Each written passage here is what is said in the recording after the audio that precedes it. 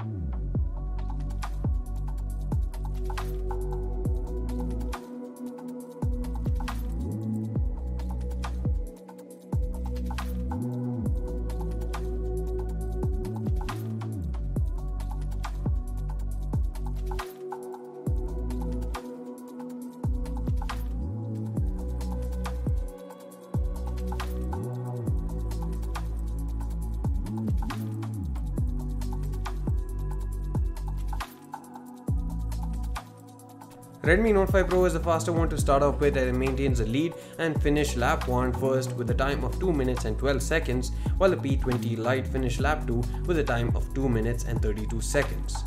We are reloading the apps in reverse order to properly test the ability of the phones to keep apps in memory.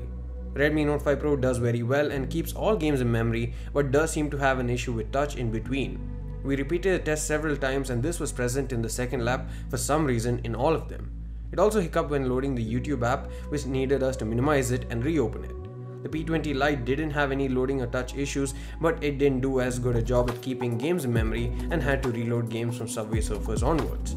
Despite the touch issues and the YouTube loading app, the Note 5 Pro finished first overall with a total time of 3 minutes and 6 seconds, while the P20 Lite finished with a total time of 3 minutes and 53 seconds.